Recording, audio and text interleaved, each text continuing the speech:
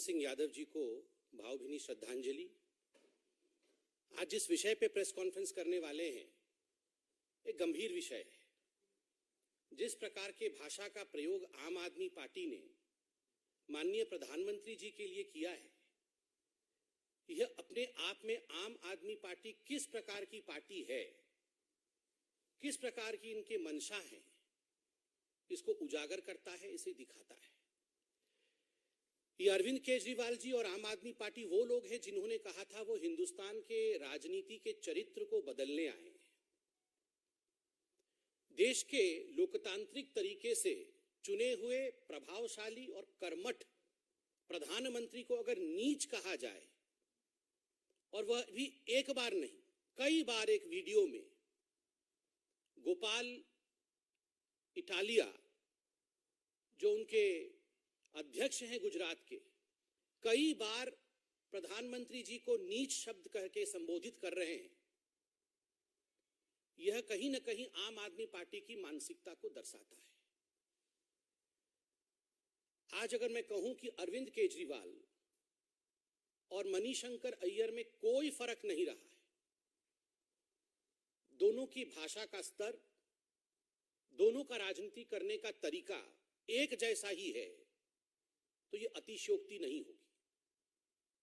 आप याद करिए, इसी मणिशंकर अय्यर ने माननीय प्रधानमंत्री जब गुजरात के मुख्यमंत्री थे, कैंपेन कमेटी के हेड थे, प्रधानमंत्री नहीं बने थे, उस समय अहंकार के शब्दों का प्रयोग करते हुए कहा था कि तू जाके चाय बेच, हम दुकान खोल के देंगे, तुम जाके चाय बेचो।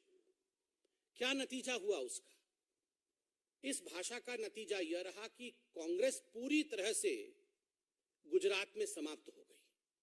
पूरे देश में कांग्रेस का चुनाव में जो हश्र हुआ है वह हमने देखा है। यही वो मणिशंकर अय्यर है जिन्होंने माननीय प्रधानमंत्री जी को नीच कहा था। ये नीच किस्म के आदमी है। पूरे देश में कांग्रेस का क्या हाल हुआ यह हमने और आपने देखा है। और आज ठीक उसी प्रकार के भाषा का प्रयोग आम आदमी पार्टी और अरविंद केजरीवाल कर रहे हैं। क्या फर्क है अरविंद केजरीवाल और मणिशंकर अय्यर में, मैं ये आपसे पूछता हूं। गोपाल जी के उस वीडियो में केवल नीच शब्द का प्रयोग किया गया हो प्रधानमंत्री जी के लिए, ऐसा नहीं। उसके अलावा उन्होंने कहा है पूरा देश जो है वो सी बन रहा है। यह जो नीच आदमी है वो पूरे देश को सी बना रहा है, कोट अनकोट सी। और सी का अर्थ क्या है आप समझते तो है ना? आप सोचिए, इस प्रकार के शब्दों का प्रयोग भारत के नागरिकों के लिए गुजराती नीच है और हिंदुस्तान के जो लोग हैं वो कोट अनकोट सी है। यह भाषा का स्तर आम आदमी पार्टी के गुजरात के अध्यक्ष का है। यह हारने की बौखलाहट है। कई सर्वे आए, हमने सर्वे भी देखे, 0 to 1 सीट। अधिकांश सर्वे में तो आम आदमी पार्टी की 0 सीट दिखा रही है गुजरात में।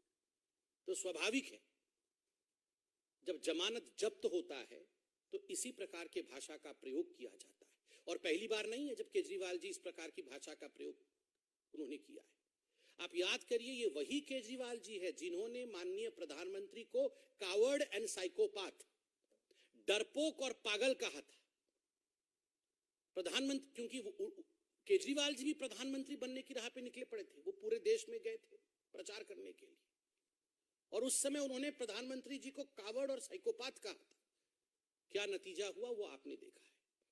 ये वही केजरीवाल जी है जिन्होंने पुलवामा हमले के समय यह कहा था कि पाकिस्तान ने प्रधानमंत्री नरेंद्र मोदी जी की सहायता की है और ये जो अटैक हुआ है यह मिली भगत है भारत और पाकिस्तान की। इस प्रकार की सोच अरविंद केजरीवाल जी की।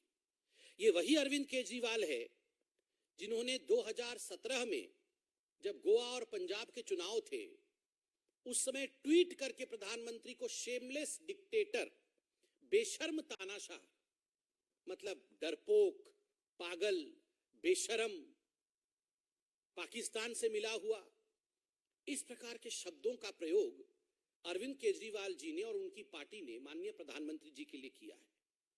इतना ही नहीं, उनके प्रवक्ता नितिन त्यागी जी, आप याद करिए, उन्होंने क्या कहा था? उन्होंने कहा था ये जो प्रधानमंत्री है ये एक बीमारी है, we have to eliminate this disease, इस बीमारी को समाप्त करना होगा। आज ये हिंदुस्तान के लिए गर्व का विषय है। प्रधानमंत्री किसी पार्टी के नहीं होते, पार्टी का तो बाद में विषय आता है। लोकतांत्रिक रूप से चुने हुए प्रधानमंत्री देश के होते हैं। उस प्रधानमंत्री को नीच कहना ये देश के लोकतांत्रिक प्रक्रियाओं का अपमान है। It is an insult to the democratic process of India, to the parliamentary process of India. कोई भी प्रधानमंत्री, कोई भी व्यक्ति नीच नहीं होता है। जन्म से वो किसी भी जाति या किसी भी धर्म का हो, कोई व्यक्ति नीच नहीं हो सकता है। एक ओबीसी प्रधानमंत्री को, जो पिछड़े वर्ग से आते, जो एक गरीब और साधारण परिवार से आते हैं, उनको बार बार नीच कहना, ये गाली किसको है? क्या आप पिछड़े वर्ग के लोगों को नीच कहना चाहते हैं? क्या एक साधारण गरीब परिवार से अगर व्यक्ति उठ करके प्रधानमंत्री बनता है लोकतांत्रिक प्रक्रिया में, तो वो नीच होता है? ये नीचता नहीं। परिश्रम करना, देश के लिए काम करना, भ्रष्टाचार समाप्त करना, 80 करोड़ जनता तक राशन पहुंचाना, 2 वैक्सीन के माध्यम से कोविड के खिलाफ लड़ाई लड़ना, ये नीचता के लक्षण नहीं है, ये अंत्योदय के लक्षण है। ये लक्षण है गरीबों के साथ खड़े होने वाले प्रधानमंत्री का। उसको आम आदमी पार्टी और अरविंद केजरीवाल जी ने नीच कहा। 2 दिन पहले गुजरातियों को कंस का औलाद बता रहे थे, और कुछ समय से हम देख रहे हैं अरविंद केजरीवाल जी खुद को भगवान बचाने से बस 1 इंच की दूरी में है।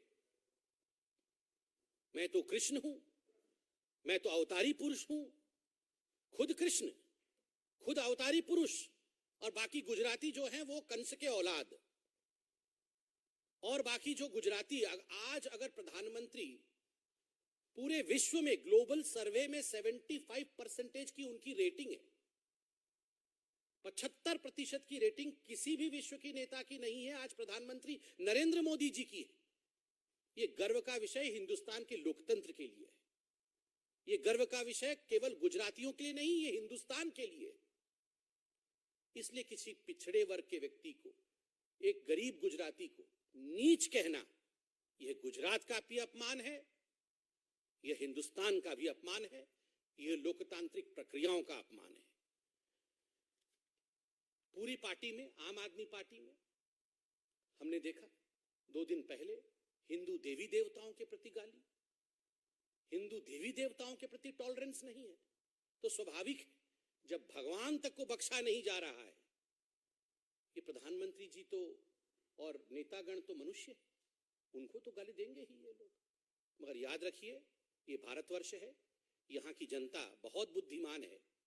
सोच समझकर कौन गरीबों के लिए काम करता है और कौन कोट अनकोट नीच इत्यादि कह करके देश का अपमान करता है, यह जानती है जनता। जनता जनार्दन जवाब देगी। कोई प्रश्न हो तो अवश्य पूछें। सर संजय जी।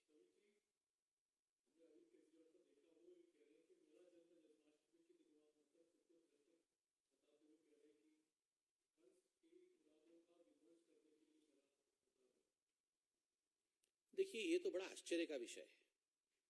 विगत कुछ महीनों से देख रहे हैं कि बार बार अरविंद केजरीवाल जी अपने आप को भगवान कृष्ण के साथ तुलना कर रहे हैं।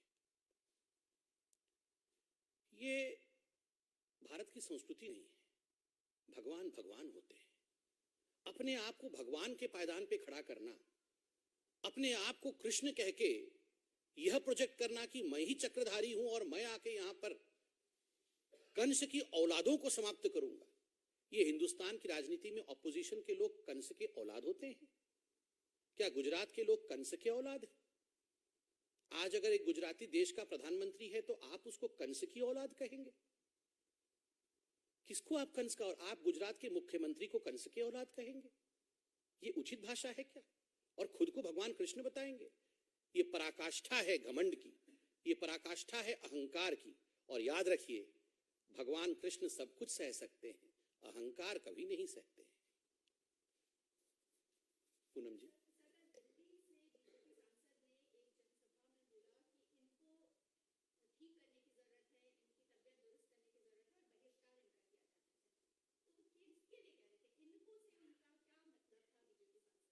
अच्छा, मैंने देखा नहीं है, वो वीडियो देखने के पश्चात मैं इस पे कमेंट अवश्य करूंगा। ये तो बताएंगे, गोपाल जी बताएंगे।